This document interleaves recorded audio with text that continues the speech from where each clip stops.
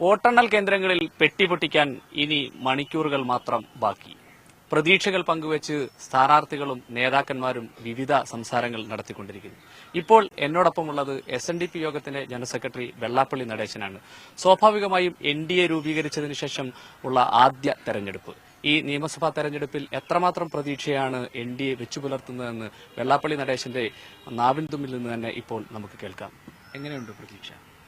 നല്ല പ്രതീക്ഷയല്ലേ? കാരണം NDA ഉണ്ടായിട്ട് ആദ്യത്തെ ഇലക്ഷനാണ്. നല്ല കേരളത്തിലെ 140 നിയോജക മണ്ഡലങ്ങളിലും NDA സ്ഥാനാർത്ഥിയെ നിർത്തി മത്സരിപ്പിക്കുന്നുണ്ട്.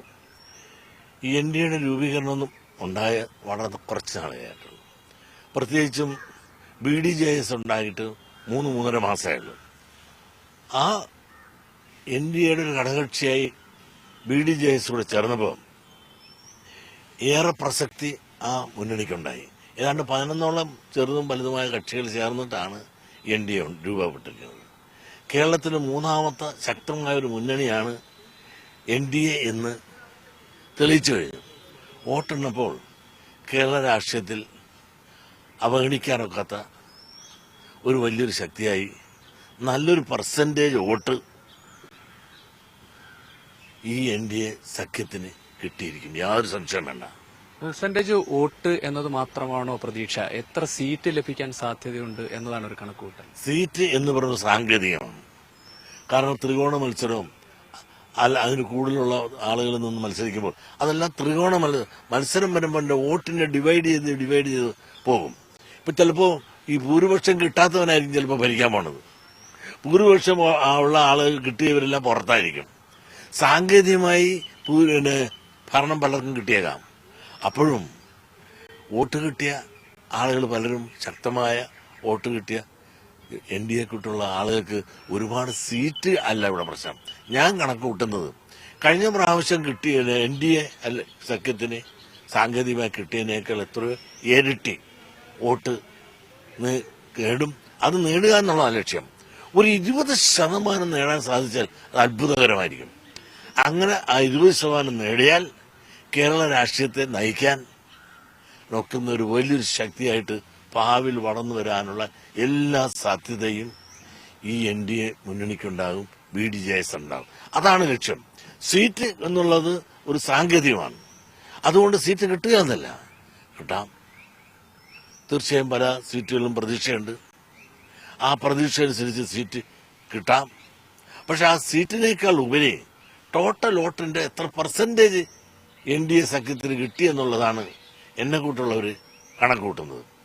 എന്നാൽ തന്നെയും കേരളത്തിൽ വോട്ടിന്റെ അവസാന ഘട്ടത്തിലേക്ക് വന്നപ്പോൾ പലയിടത്തും വെച്ചുമാറൽ നടന്നിട്ടുണ്ട്.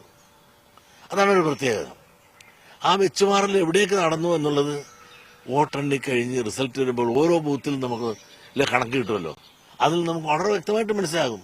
ഇന്ന് ജയിക്കുമെന്ന് തോന്നുന്നതിന് മറ്റുള്ളവർ കൺസോൾട്ടേറ്റ് ചെയ്ത് വന്ന് അവനെ തോപ്പിക്കാൻ, രണ്ടാമത് ജയിക്കാൻ നിൽക്കുന്നവർക്ക് വോട്ട് കൊടുത്ത് ജയിപ്പിക്കുന്ന അവസ്ഥ കേരളത്തിൽ ഉണ്ടായിട്ടുണ്ട്.